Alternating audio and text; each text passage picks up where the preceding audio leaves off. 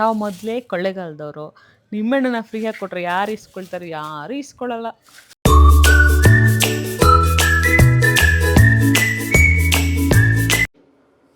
Hi, good morning. Welcome back to the Viparshi diaries. ಇನ್ನು ಯಾರು ನನ್ನ ಚಾನಲ್ ಸಬ್ಸ್ಕ್ರೈಬ್ ಆಗಿಲ್ಲ, ಪ್ಲೀಸ್ ಸಬ್ಸ್ಕ್ರೈಬ್.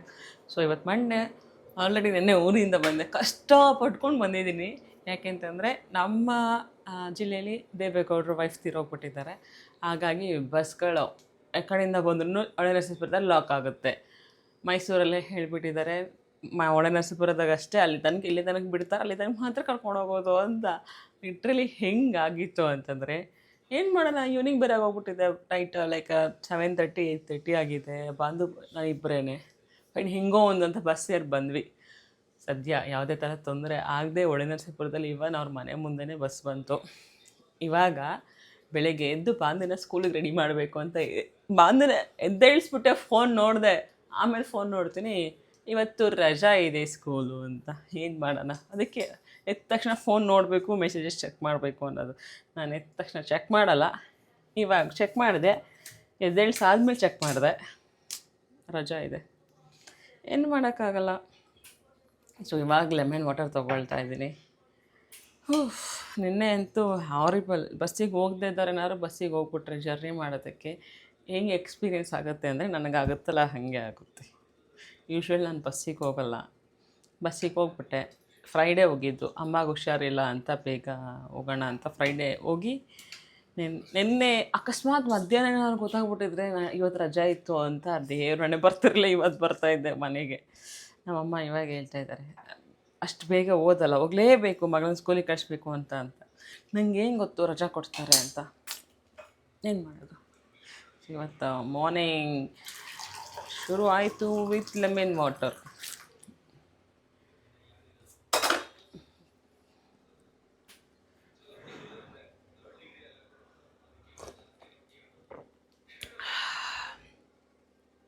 ನೆನೆ ಟ್ರಾವೆಲ್ ಮಾಡಿದ್ರಿಂದ ಬಾಡಿ ಫುಲ್ ಟಯರ್ಡ್ ಆಗಿತ್ತು. ಬೇಗನಾದರೂ ಒಂದು ತಿಂಡಿ ಮಾಡ್ಕೋಬೇಕು ಅನ್ನಿಸ್ತು. ಅಷ್ಟರಲ್ಲಿ ನೆನಪಾಗಿದ್ದೆ ಅವಲಕ್ಕಿ ಉಪ್ಪಿಟ್ಟು. ಸೊ ಫೈನಲಿ ಅವಲಕ್ಕಿ ಉಪ್ಪಿಟ್ಟು ಮಾಡ್ಕೊಂಬಿಡೋಣ ಅಂತ ಮಾಡ್ಕೊಂಡಾಯ್ತು ಬ್ರೇಕ್ಫಾಸ್ಟಿಗೆ. ಬಾಂಧಗೂ ಅವಲಕ್ಕಿ ಉಪ್ಪಿಟ್ಟು ಇಷ್ಟ, ನನಗೂ ಇಷ್ಟ. ಸೊ ಅವಲಕ್ಕಿ ಉಪ್ಪಿಟ್ಟು, ಟೋಫು ಮತ್ತು ಮಾರ್ನಿಂಗೇ ಡ್ರ್ಯಾಗನ್ ಫ್ರೂಟ್ ತೊಗೊಂಡೆ. ಓಕೆ, ನಾನು ಹೋಗಿ ಬರ್ತೀನಿ. ಡೋರ್ ಓಪನ್ ಮಾಡೋಂಗಿಲ್ಲ. ಓಕೆ ಸರಿ. ಓಕೆ, ಯಾರು ಬಂದರೂ ಡೋರ್ ಓಪನ್ ಮಾಡೋಂಗಿಲ್ಲ. ನೀನು ಇಲ್ಲೇ ಇರು, ಡೋಂಟ್ ಕಮ್. ಬೇಡ, ಪನಿಷ್ಮೆಂಟ್ ಇದು. ಯಾಕೆ ಹೇಳು? ಸೋಫಾ ಎಲ್ಲ ಕಲರ್ ಮಾಡಿದ್ದಲ್ಲ, ಅದಕ್ಕೆ ಪನಿಷ್ಮೆಂಟ್. ಇಲ್ಲ, ನಾನು ತರ್ತೀನಿ. ನೋ, ತರ್ತೀನಿ. ಹಳೆ ಫೋನೆಲ್ಲ ಇದೆಯಲ್ಲ. ಓಕೆ, ಬರಲ್ಲ. ಸೊ ಅವಳನ್ನ ಬಿಟ್ಟು ಹೋಗ್ತಾಯಿದ್ದೀನಿ. ಏನಕ್ಕೆ ಅಂತಂದರೆ, ಹೊರಗಡೆ ಮಳೆ ಬರೋಂಗಿದೆ. ಹಾಗಾಗಿ ಅವಳು ಕರ್ಕೊಂಡೋದ್ರೆ ಮತ್ತೆ ನಾನು ಅಲ್ಲೇ ನಿಂತ್ಕೊಬೇಕಾಗುತ್ತೆ. ನಾನಾದರೆ ಬೇಗ ಬರ್ಬೋದು.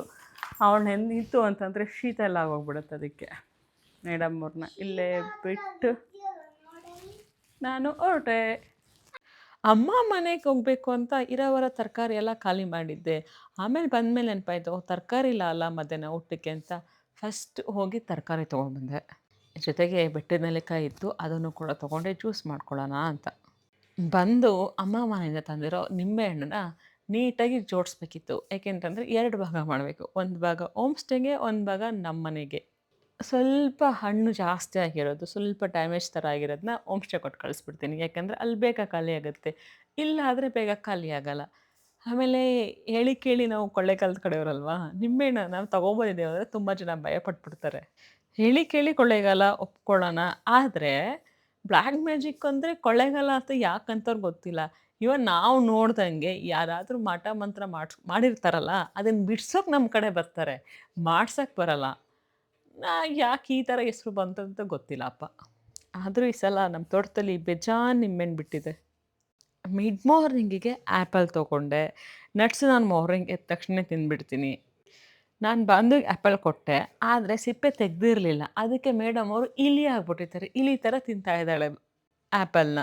ಮಧ್ಯಾಹ್ನ ಬೇರೆ ಆಯಿತು, ಅಡುಗೆ ಮಾಡ್ಕೊಬೇಕಿತ್ತು. ಏನು ಮಾಡೋದಂತ ಯೋಚನೆ ಮಾಡ್ತಾಯಿದ್ದೆ. ಪಡವಲಕಾಯಿ ಇತ್ತು, ಸೊ ಪಡವಲಕಾಯಲ್ಲಿ ಹಾಗೆ ಪಲ್ಯ ಮಾಡ್ಕೊಬಿಡೋಣ, ಜೊತೆಗೆ ಬಾಂದು ಫೇವ್ರೇಟ್ ಹುರುಳಿಕಾಳು ಸಾಂಬಾರು ಮಾಡ್ಬಿಡೋಣ ಅಂತ ಪಡವಲಕಾಯಿನ ನೀಟಾಗಿ ಚಿಕ್ಕದಾಗಿ ಹೆಚ್ಚಿ, ಅದಕ್ಕೆ ಸ್ವಲ್ಪ ಸಾಲ್ಟ್ ಹಾಕಿ, ಅದರಲ್ಲಿ ಸ್ವಲ್ಪ ನೀರಿನ ಅಂಶ ಹೋಗೋ ತನಕ ಸೈಡ್ಗೆ ಎತ್ತಿಡ್ತೀನಿ. ಇದು ನಮ್ಮ ಅಮ್ಮ ಹೇಳ್ಕೊಟ್ಟಿರೋ ರೆಸಿಪಿ, ಏನು ಸಾಲ್ಟ್ ಹಾಕಿ ಎತ್ತಿಡೋದು. ಅವ್ರೇನು ಫಾಲೋ ಮಾಡ್ತಾ ಇದ್ದಾರೆ ಅದನ್ನು ನಾನು ಫಾಲೋ ಮಾಡ್ತಾ ಇದ್ದೀನಿ. ಏನಂದರೆ ಆ ಸ್ಮೆಲ್ ಬರುತ್ತಲ್ಲ, ಆ ಸ್ಮೆಲ್ ಹೋಗಲಿ ಅಂತ ಅಷ್ಟೇ. ಪಲ್ಯ ರೆಡಿಯಾಗಿದೆ. ಈರುಳ್ಳಿ, ಕಡಲೆಬೇಳೆ ಮತ್ತು ಕಾಯಿ ಒಗ್ಗರಣೆ, ಜೊತೆಗೆ ಬಾಂದು ಫೇವ್ರೇಟ್ ಹುರುಳಿಕಾಳು ಸಾಂಬಾರು ಮತ್ತು ಹುರುಳಿಕಾಳು ಪಲ್ಯನೂ ರೆಡಿ ಆಗಿದೆ ಊಟಕ್ಕೆ.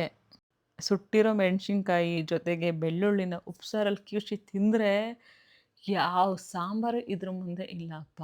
ನಮಗಂತೂ ಉಪ್ಸಾರು ಅಂದ್ರೇ ಇಷ್ಟ ಸಖತ್ತು. 3 ಟೈಮು ಉಪ್ಸಾರು ಇತ್ತು ಅಂದರೆ ತಿನ್ನಕ್ಕೆ ನಾವಂತೂ ರೆಡಿ. ಭರ್ಜರಿ ಊಟ ಆಗೋಯ್ತು. ಹೊಟ್ಟೆ ಬೇರೆ ಹೆವಿ ಅನ್ನಿಸ್ತಾ ಇತ್ತು. ಅದಕ್ಕೆ ಫಸ್ಟ್ ವಾಕ್ ಮಾಡ್ಬಿಡೋಣ. ವಾಕ್ ಆದ್ಮೇಲೆ ಏನಾದರೂ ಕೆಲಸ ಮಾಡ್ಬೋದು. ಮನೆಯೆಲ್ಲ ಕ್ಲೀನ್ ಮಾಡಬೇಕಿತ್ತು. ಅದಾದ್ಮೇಲೆ ಮಾಡೋಣ ಅಂತ ವಾಕ್ ಮಾಡ್ತಾ ಇದ್ದೀನಿ. ತುಂಬ ಜನ ವಾಕಿಂಗ್ ಪ್ಯಾಡ್ ಬಗ್ಗೆ ಕೇಳಿದ್ದೀರಾ. ಆ್ಯಂಡ್ ಮೋರೋವರ್ ನಾನು ಅದ್ರ ಬಗ್ಗೆನೇ ಒಂದು ವಿಡಿಯೋ ಮಾಡ್ತೀನಿ. ತುಂಬ ಸೇಫ್ ಇದೆ. ಲೈಕ್ ಬೀಳ್ತೀವಿ, ಗ್ರಿಪ್ ಇಲ್ಲ, ಅದೆಲ್ಲ ಏನು ಫೀಲ್ ಏನಿಲ್ಲ. ನಿಮಗೆ ವಿಡಿಯೋ ಮಾಡ್ತೀನಿ ಇದ್ರ ಬಗ್ಗೆ. ಬಾಂಧುಗಂತೂ ಇವತ್ತು ಸ್ಕೂಲ್ ಇರಲಿಲ್ಲ, ಹೆಂಗೂ ರಜಾ ಇತ್ತು. ಅದಕ್ಕೆ ಅವಳನ್ನ ಡ್ಯಾನ್ಸ್ ಕ್ಲಾಸಿಗೆ ಕರ್ಕೊಂಡೋದೆ. ಬೆಳಗ್ಗೆಯಿಂದ ಟಿ ವಿ ನೋಡಿ ಬೇಜಾರಾಗಿದೆಯಾ, ಬಾ ಡ್ಯಾನ್ಸ್ ಕ್ಲಾಸ್ ಬಿಟ್ಟು ಬರ್ತೀನಿ ಅಂತ. ಡ್ಯಾನ್ಸ್ ಕ್ಲಾಸಿಗೆ ಹೋದರೆ ಅಲ್ಲೂ ಕೂಡ ಮಕ್ಕಳು ಜಾಸ್ತಿ ಬಂದಿರಲಿಲ್ಲ, ಸ್ವಲ್ಪ ಜನ ಬಂದಿದ್ರು, ಇನ್ನು ಬರ್ತಾ ಇದ್ರು. ಅವಳದು ಡ್ಯಾನ್ಸ್ ಮುಗಿದ್ಮೇಲೆ ಅವಳನ್ನ ಸೀದಾ ನಾನು ಲೇಔಟಿಗೆ ಕರ್ಕೊಂಡು ಹೋದೆ. ಸ್ವಲ್ಪ ಹೊತ್ತು ಆಟ ಆಡಲಿ, ನಾನು ವಾಕ್ ಮುಗಿಸ್ಕೊಳ್ಳೋಣ ಅಂತ. ಅಮ್ಮ ನಾನು 3 ರೌಂಡ್ ಹೋಗ್ತೀನಿ, 4 ರೌಂಡ್ ಹೋಗ್ತೀನಿ ಅಂತ ಹೇಳ್ತಾ ಇದ್ಲು. ಸರಿ ಮಮ್ಮ, ನೀನು ಎಷ್ಟು ರೌಂಡ್ ಆದರೂ ಹೋಗು, ನನಗೆ ವಾಕ್ ಮಾಡೋದಕ್ಕೆ ನಿಮ್ಮದೇ ಸ್ಪೇಸ್ ಕೊಟ್ಬಿಡು ಅಂತ ಹೇಳಿ ಅವರಿಬ್ಬರನ್ನೂ ಆ ಕಡೆ ಕಳಿಸ್ದೆ. ನಾನು ಈ ಕಡೆ ವಾಕ್ ಮಾಡೋಕ್ಕೆ ಶುರು ಮಾಡಿಕೊಂಡೆ. ನನ್ನ ಮಗಳು ಬಾಟೆಲ್ಲ ಮಧ್ಯ ರೋಡಲ್ಲೇ ಇಟ್ಟೋಗಿದ್ದಾಳೆ. ಯಾರು ಬಂದು ತುಳ್ಕೊಂಡಾರು ಹೋಗಲಿ, ಏನಾದರೂ ಮಾಡಲಿ, ಹೋಯ್ತು ಅಂತಂದರೆ ಅಮ್ಮ ಹೊಸ ಬಾಟಲ್ ಕೊಡಿಸ್ತಾರೆ ಅಂತ. ಏನು ಮಾಡೋದು, ಅವಳೊಬ್ಬಳೇ ಮಗಳಲ್ಲ, ಕೇಳಿದ್ದೆಲ್ಲ ಕೊಡಿಸ್ಲೇಬೇಕಲ್ಲ. ಮನೆಗೆ ಬಂದು ರಾತ್ರಿ ಊಟಕ್ಕೆ ರಾಗಿ ರೊಟ್ಟಿ ಮಾಡಿಕೊಂಡೆ, ಜೊತೆಗೆ ಕುಂಬಳಕಾಯಿ ಪಲ್ಯನೂ ಮಾಡಿಕೊಂಡೆ. ಆದರೆ ಏನು ಮಾಡೋದು, ಗ್ಯಾಸ್ ಖಾಲಿಯಾಗೋಯ್ತು. ಆದರೆ ನಮ್ಮ ಆಪತ್ತು ಬಂದವಾಗ ಎಲೆಕ್ಟ್ರಿಕ್ ಸ್ಟವ್ ಯಾವಾಗಲೂ ಇದ್ದೇ ಇರುತ್ತೆ ನಮ್ಮ ಮನೇಲಿ.